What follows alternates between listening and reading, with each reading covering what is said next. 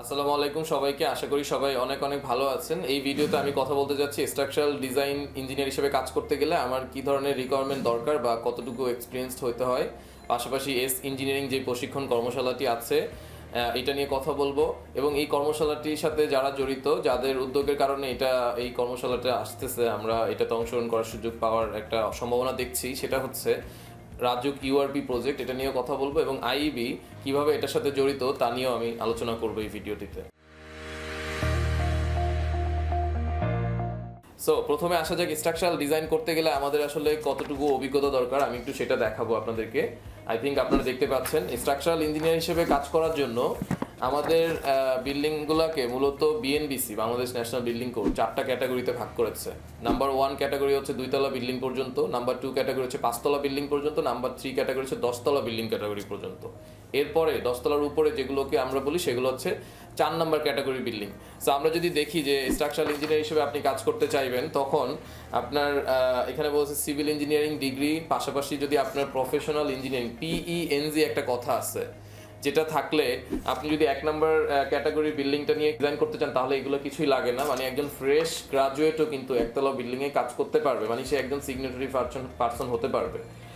এরপর হচ্ছে 2 নাম্বার যে ক্যাটাগরি, মানে হচ্ছে আপনার 5তলা বিল্ডিং পর্যন্ত কাজ করতে গেলে আপনার সিভিল ইঞ্জিনিয়ারিং ডিগ্রি 2 বছর অভিজ্ঞতা থাকতে হবে উইথ 2 ইয়ার্স এক্সপিরিয়েন্স। এবং যখন আপনি 10তলা বিল্ডিংয়ের কাজ করতে যাবেন তখন আপনার সিভিল ইঞ্জিনিয়ারিং গ্রাজুয়েশন ডিগ্রি পাশাপাশি 4 বছরের অভিজ্ঞতা থাকতে হবে। এবং যদি আপনি 10তলার উপরে কাজ করতে যান আপনার টোটাল 8 বছরের অভিজ্ঞতা থাকতে হবে।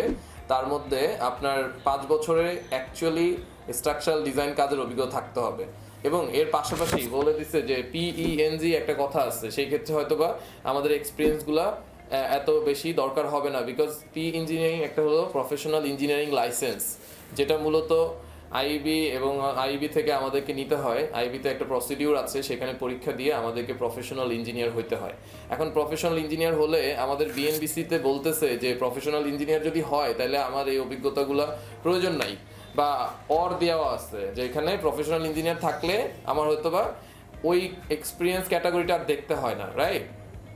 কিন্তু তাহলে প্রফেশনাল ইঞ্জিনিয়ার হলে আমি তো সরাসরি করতে পারি, তাহলে আমার এক্সপিরিয়েন্সটা কেন আসতেছে? এখানে মজার জিনিস হচ্ছে, প্রফেশনাল ইঞ্জিনিয়ার হতে হলে বা প্রফেশনাল ইঞ্জিনিয়ার হতে আপনি অ্যাপ্লাই করতে গেলেই আপনার মিনিমাম 7 বছরের কাজের অভিজ্ঞতা লাগে, এবং যেটা কিনা আমার এখানে যে ক্যাটাগরিগুলো আমি এতক্ষণ বললাম বা যে এক্সপিরিয়েন্সগুলো আমি লাগে বললাম বিভিন্ন ধরনের বিল্ডিং ডিজাইন করার ক্ষেত্রে, সেগুলো কিন্তু কাভার হয়ে যায়। এছাড়াও অনেক প্রসিডিউরের মধ্যে দিয়ে যেতে হয়, অনেক একটা ডিফিকাল্ট একটা টেস্টের মধ্যে দিয়ে যেতে হয়, যেটা কিনা আপনার অ্যাজ এ ডিজাইনার বা as a structural as a professional engineer হিসেবে আপনার যেই দক্ষতা, এটার একটা বড় প্রমাণ হিসেবে কাজ করে। তখন আপনি সরাসরি স্ট্রাকচারাল ডিজাইনে কাজ করতে পারেন, এটা একটা ব্যাপার। এখানে আরেকটা অপশন আছে, সেটাও একটু বলি। এটা আমি বিএনবিসি থেকে নিয়েছি। Civil engineer with MS degree যদি থাকে, সেই ক্ষেত্রে কিন্তু আমাদের স্ট্রাকচারাল ডিজাইনে কাজ করার অভিজ্ঞতাটা আরেকটু কম হলেও চলবে। যেমন আমরা বলি যে 2তলা বিল্ডিং করার ক্ষেত্রে 1 বছর অভিজ্ঞতা, 5তলা বিল্ডিং করার ক্ষেত্রে 3 বছরের, এভাবে করে আমরা যখন এনি হাইট বিল্ডিং বা 4 নম্বর ক্যাটাগরি বিল্ডিংগুলো করতে গেলে আমাদের 8 বছর এবং 4 বছর অভিজ্ঞতা লাগবে, যেখানে আমার গ্রাজুয়েশন ডিগ্রি থাকলে 5 বছরের অভিজ্ঞতা লাগতো। তো বিষয়টা হচ্ছে যে খুবই সিম্পল, এক কথা হচ্ছে আমাকে অভিজ্ঞ হতে হবে, তারপরে আমি কাজ করব। কিন্তু আমাদের দেশে একটা শুধুমাত্র লাইসেন্স ছিল, যেটা ইঞ্জিনিয়ার, যেটা প্রফেশনাল ইঞ্জিনিয়ারদের জন্য, যেটা কিনা শুধুমাত্র স্ট্রাকচারাল ডিজাইন পার্টের জন্য না, আপনি যে কোনো সেক্টরে, সিভিলের যেমন অনেক বড় বড় সেক্টর আছে, সেগুলোতেও কিন্তু আপনি এক্সপার্ট হলে বা এক্সপিরিয়েন্স হলে আপনি প্রফেশনাল ইঞ্জিনিয়ার হতে পারবেন। That's all right. But structural ডিজাইনের জন্য সারা বিশ্বে কিন্তু আরও কিছু সার্টিফিকেশন আছে, বা ইঞ্জিনিয়ারিং হিসেবে ইঞ্জিনিয়ার লেভেল ইঞ্জিনিয়ার হিসেবে কাজ করার জন্য আমাকে অনেকগুলো সার্টিফিকেশন বা লাইসেন্স নিয়ে কাজ করতে হয়। যখন আমরা ইউএসএ, কানাডা অথবা এরকম দেশগুলা, পৃথিবীর প্রায় 41টা দেশে এই লাইসেন্স পদ্ধতিটা আছে, যার মাধ্যমে রেকগনিশন দেওয়া হয় যে এই লোকগুলো এই কাজের জন্য স্পেশালিস্ট, এই লোকগুলো এই কাজের জন্য স্পেশালিস্ট, রাইট? আমরা পড়াশোনা করে মাস্টার্স ডিগ্রি করে তো অবশ্যই স্পেশালিস্ট হতে পারি, তার পাশাপাশি আমরা গ্রাজুয়েশন করার পরেও ইঞ্জিনিয়ারদের সুযোগ আছে এক্সপিরিয়েন্সের মাধ্যমে লাইসেন্স পরীক্ষা দিয়ে সে স্পেশালিস্ট হওয়া। তো সেই জিনিসটা আমাদের দেশে শুধুমাত্র একটা লাইসেন্স ছিল, যেটা হলো প্রফেশনাল ইঞ্জিনিয়ার, যেটাকে আমরা পিইএনজি বলি। অনেক দেশে এটা শুধুমাত্র পিই বলে, আপনি যদি একটু গুগল করেন তাহলে কিন্তু বিস্তারিত পাবেন। এখন এখন আসি হচ্ছে এস ইঞ্জিনিয়ারিংটা কি আসলে। SENG আগে ছিল শুধুমাত্র একটা লাইসেন্স, সেটা হলো PENG। এখন যেটা আসছে সেটা হলো SENG, এটা হলো স্ট্রাকচারাল ইঞ্জিনিয়ারিং। ইঞ্জিনিয়ারিংটা অনেক বড় ব্যাপার, এটা আপনি যে কোনো ফিল্ডে কাজ করলেই কিন্তু এটা নিতে পারেন। বাট ইঞ্জিনিয়ারিং যে ব্যাপারটা আছে, এটা শুধুমাত্র স্ট্রাকচারাল ডিজাইনে যারা কাজ করছে বা যারা এই সেক্টরে ক্যারিয়ার করতে চায় বা অলরেডি যারা এটাতে লেগে আছে তাদের জন্য স্পেশালিস্ট একটা লাইসেন্স, এটাকে বলবো আমি একটা লাইসেন্স। এটা একেবারেই নতুন, সম্প্রতি এটা আইবিতে রাজুক ইউআরপি প্রজেক্টের মাধ্যমে, আইবির মাধ্যমে এটা বাস্তবায়ন হওয়ার পথে আছে। এই জন্য আমরা প্রথমেই আইবির যারা এই সেক্টরে কাজ এটা নিয়ে অনেক বছর ধরে কাজ করেছেন, যেমন ইঞ্জিনিয়ার শেখ তাজুল ইসলাম ভাই, তারপরে প্রতীকদা এবং আমাদের যিনি সম্মানিত সাধারণ সম্পাদক শিবলু ভাই, ওনারা সবাই কিন্তু এটা নিয়ে কাজ করেছেন এবং আরও অনেকেই এটার সাথে, আমার সবার নাম হয়তো এখানে বলতে পারছি না। তো সবাই এটা নিয়ে অনেক দিন ধরে কাজ করতেছেন যাতে করে স্ট্রাকচারাল ইঞ্জিনিয়ারদেরকে আলাদাভাবে লাইসেন্স দেওয়া যায় এবং যাতে এটা আরও সহজ হয়। এবং পাশাপাশি আমি আরেকটু পরে আপনাদেরকে আরও একটা দারুণ ব্যাপার বুঝাই দিব, তাহলে আপনারা পুরো জিনিসটা ক্লিয়ার হতে পারবেন। তো তার আগে আমি ইঞ্জিনিয়ারিং সম্পর্কে দুটো কথা বলে নেই। সারা পৃথিবীতেই প্রায় 41টা দেশেই আমি বলেছি অলরেডি ইঞ্জিনিয়ারিং ব্যাপারটা আছে। ইঞ্জিনিয়ারিং মানে হচ্ছে যারা স্ট্রাকচারাল ইঞ্জিনিয়ারিং কাজ করে তাদের দক্ষতা প্রমাণের একটা টেস্ট বা একটা লাইসেন্স। আপনি যখন এই লাইসেন্স পরীক্ষাটা দিবেন তখন আপনি একজন ইঞ্জিনিয়ার হিসেবে অথবা স্ট্রাকচারাল ইঞ্জিনিয়ার হিসেবে একটা রেকগনিশন পাবেন এবং এই রেকগনিশনের মাধ্যমে হয়তোবা এই রাজুক প্লাস হচ্ছে অন্যান্য যে জুরিসডিকশন আছে, হ্যাঁ মেইনলি রাজুকের কথাই আমি বলবো, বিকজ এখন যে ইঞ্জিনিয়ারিং প্রোগ্রামটাতে আমরা অংশ নিতে যাচ্ছি এটা একটা রাজুক ইউআরপি প্রজেক্টের মাধ্যমে আমরা হয়তো এটাতে যাচ্ছি বা তারাই এটা নিয়ে কাজ করতেছে। সো আপনি ধরেন রাজুকে বিল্ডিং করলে আপনার যদি ইঞ্জিনিয়ারিং লাইসেন্সটা থাকে, তাহলে আপনি যখন রাজুকে কেউ ড্রয়িং সাবমিট করতে যাবে আপনার সিগনেচার নিয়ে তারপরে ড্রয়িংটা সাবমিট করতে হবে। তখন আর ইঞ্জিনিয়ার বা DNIMB যে নাম্বারটা ছিল আগে সেটা হয়তোবা আর লাগবে না, কারণ এটা এতদিন ছিল না। শুধুমাত্র স্পেশালাইজড ইন স্ট্রাকচারাল ইঞ্জিনিয়ারদের জন্য ইঞ্জিনিয়ারিং লাইসেন্সটা কিন্তু প্রবর্তিত হইতেছে, যেটা নিয়ে আমরা এত কথা বলতেছি বা কিভাবে হবে না হবে সেই বিষয়গুলো আমরা জানতে চাই। তো আই থিঙ্ক ইঞ্জিনিয়ারিং ব্যাপারটা আপনারা মোটামুটি বুঝতে পেরেছেন। এটা ইঞ্জিনিয়ারিং আর ইঞ্জিনিয়ারিং দুটো আলাদা ব্যাপার। এটা একটা supplement licence for specially for structural designer, এবং ইঞ্জিনিয়ার এরপরে আপনি করতে পারবেন। সো আই থিঙ্ক এটা আপনারা বুঝতে পেরেছেন। তো আমাদের এই যে ট্রেনিংটা আপনারা জানতে চান যে এটা আসলে কীভাবে আপনি রেজিস্ট্রেশন করবেন, কি করবেন, সেই ব্যাপারে আরেকটু পরে বলবো। এখন আমি কথা বলবো হচ্ছে রাজুক ইউআরপি প্রজেক্ট নিয়ে। এই প্রজেক্টটা আসলে কি, রাইট? এই প্রজেক্টটা হচ্ছে আরবান রিজিলেন্স প্রজেক্ট। আরবান রিজিলেন্স প্রজেক্ট হচ্ছে তারা কাজ করে মেইনলি আপনার ইউআরপি প্রজেক্ট মানে হচ্ছে তারা আপনার এই জায়গায় যত ডিজাস্টার হলে সেটার ভালোভাবে রিস্ক ম্যানেজমেন্টটা করতে পারে, আরও ভালো রেসপন্স করতে পারে এবং আরও ভালো প্রস্তুতি যেন থাকে। একটা ভারসাম্য রাখার জন্যই কিন্তু এই শহরের মধ্যে একটা ভারসাম্য রাখার জন্য যে ধরনের উদ্যোগ নেওয়া দরকার সেগুলোর একটা অংশ বিশেষে আরবান রিজিলেন্স প্রজেক্টটা নেওয়া হয়েছে। এবং এটা মূলত মিনিস্ট্রি অফ হাউজিং যেই আছেন and public works and RAJUK, তারা মিলে মূলত এটা নিয়ে কাজ করতেছে। রাজুক হচ্ছে ইউআরপি প্রজেক্টের এক্সিকিউশনে থাকে, আর এটা মেইনলি প্রজেক্ট হচ্ছে মিনিস্ট্রি অফ হাউজিংয়ের, রাইট, এবং পাবলিক ওয়ার্কসের।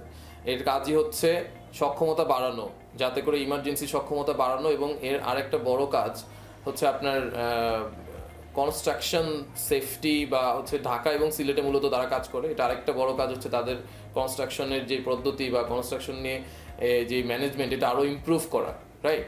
আপনারা আমি লিঙ্ক দিয়ে দিব এদের ওয়েবসাইটে, আপনার কমেন্ট বক্স থেকে ওয়েবসাইট লিঙ্ক দিয়ে আরও বিস্তারিত জানতে পারবেন।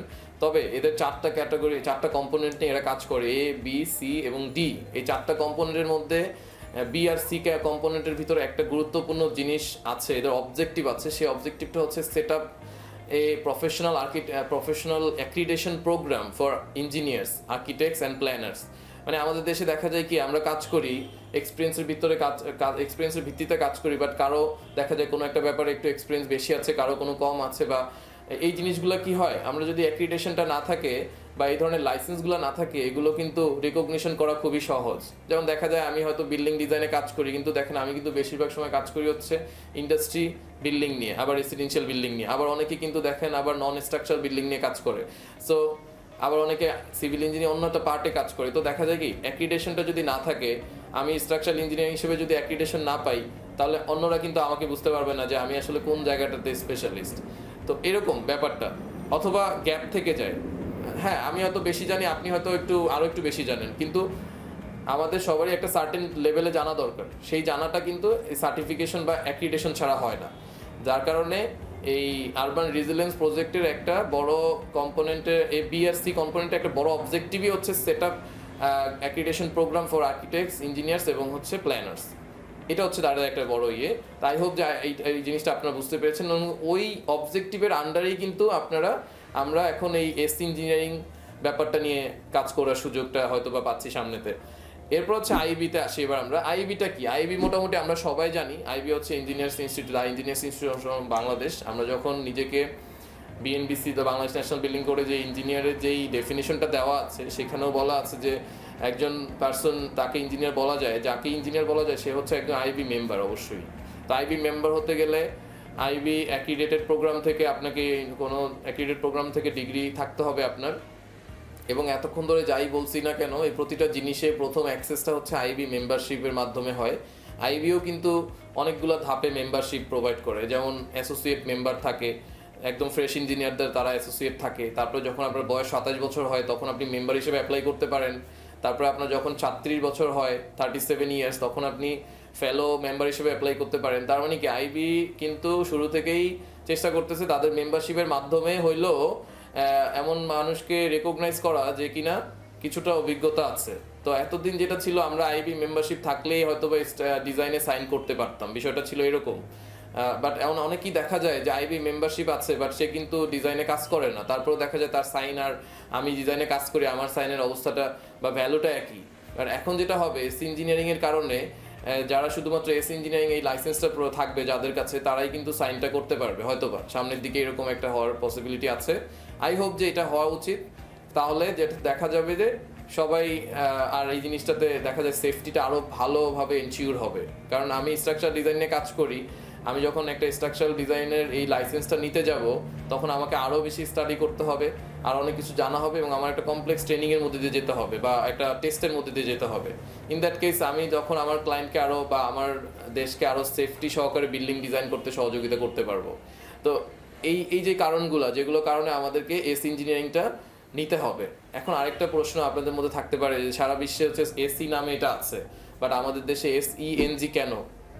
হ্যাঁ, এসইএনজি কেন, এটা ভালো একটা প্রশ্ন। কারণ এটা হচ্ছে যে আমাদের দেশে কিন্তু সুপারিনটেন্ডিং ইঞ্জিনিয়ার একটা কথা আছে, তাই না? এসি বলতে একটা কথা আছে, সো যার কারণে ওইটার সাথে এটা একটু মার্চ হয়ে যায়। সো এই জন্য আমাদের দেশে কিন্তু এটা এসই ইঞ্জিনিয়ারিং ব্যাপারটা এভাবে ইন্ট্রোডিউস করা হয়েছে। এর আগে আমরা পি ইঞ্জিনিয়ারিং ইন্ট্রোডিউসটা দেখতে পেয়েছি, পি ইঞ্জিনিয়ারিংটা দেখতে পেয়েছি, এখন আমরা দেখতে পাচ্ছি এস ইঞ্জিনিয়ারিং। এভাবে ধীরে ধীরে কিন্তু আরও কিছু লাইসেন্স হয়তো বা ফিউচারে আমরা আশা করতে পারি।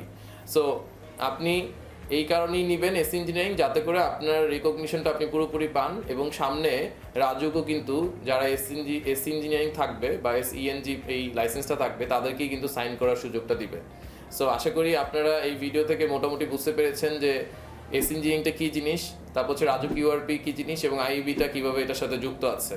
এটা কিন্তু আইবির মাধ্যমে রাজুক ইউআরপি রাজুক আবার এটাকে এস্টাবলিশ করতেছে। শুধু এটাই না, পি ইঞ্জিনিয়ারিং ব্যাপারটাও পুরোপুরি আইবির মাধ্যমেই হয়। তো যেহেতু আইবি লার্জেস্ট একটা বডি ইঞ্জিনিয়ারদের জন্য, সো আমরা যত ইঞ্জিনিয়ারিং লাইসেন্সের ব্যাপারগুলো থাকে এগুলো জুরিসডিকশন এবং যারা থাকে তারা আইবির সাথে মিলেই কাজটা করে। এখন আমরা আসি আপনাদের কিছু কমন প্রশ্নের উত্তর দিই। এটা আপনি কীভাবে রেজিস্ট্রেশন করবেন। প্রথমত এটা যেহেতু একেবারে নতুন সেহেতু এখানে প্রজেক্টের আন্ডারে করা হচ্ছে, হয়তোবা ইনিশিয়াল স্টেজে আপনার তেমন কোনো খরচ হবে না এটার করতে।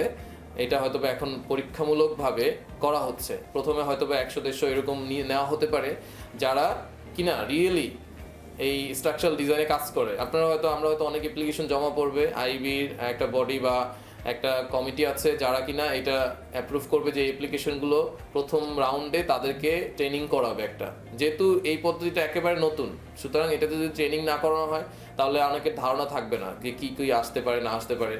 এরপরে তারা পরীক্ষা দিয়ে যখন পাশ করবে তারা এসি পাবে। তো আইবি বা রাজুক ইউআরপি চাচ্ছে যে যারা একেবারে পিওরলি স্ট্রাকচারাল ডিজাইনে কাজ করে তাদেরকে আর কি এই সেক্টরে প্রথম দিকে সুযোগ দেওয়া।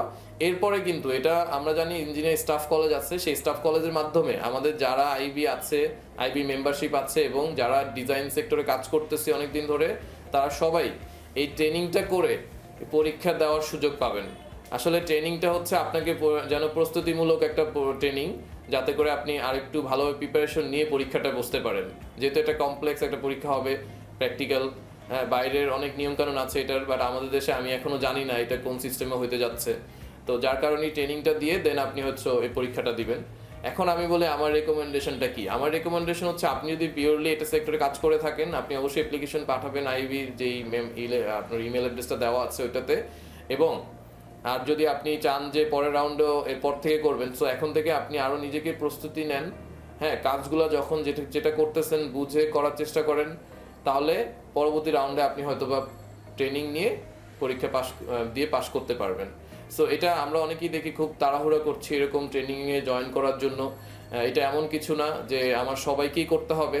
যারা শুধুমাত্র স্ট্রাকচারাল ডিজাইনে কাজ করে তারাই কিন্তু এটাতে আসা উচিত, যেহেতু আপনার একটা সময় এখানে দিতে হবে। এবং আরেকটা প্রশ্ন আছে, সেটা হচ্ছে যে আমরা অনলাইনে করতে পারবো না অফলাইনে করতে পারবো।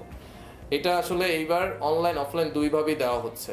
সুতরাং যারা আপনারা ইমেল করেছেন সিলেক্ট হবেন, আপনারা অনলাইন এবং অফলাইন বোথ ওয়েতেই করতে পারবেন। সবাইকে অনেক অনেক ধন্যবাদ জানিয়ে আজকের মতো এখানেই শেষ করছি। আপনাদের যদি এই ভিডিওটা ভালো লাগে, যেহেতু এটা অনেক ইনফরমেটিভ একটা ভিডিও, আপনারা চেষ্টা করবেন এটাকে আপনাদের কলিগদের সাথে সবার সাথে শেয়ার করা, যাতে করে আমরা ইঞ্জিনিয়াররা আরও কিছু নলেজ নিতে পারি। আর যদি অবশ্যই ভালো লাগে আমার এই পেজের সাথে থাকবেন। আমরা রীতিমতো এখানে নিয়মিত বিভিন্ন ধরনের তথ্য এবং বিভিন্ন ধরনের স্ট্রাকচারাল ডিজাইন ব্যাপারে আলোচনা করার জন্য এই পেজটা খোলা হয়েছে। সবাই আবারও ভালো থাকবেন, সুস্থ থাকবেন। আসসালামু আলাইকুম।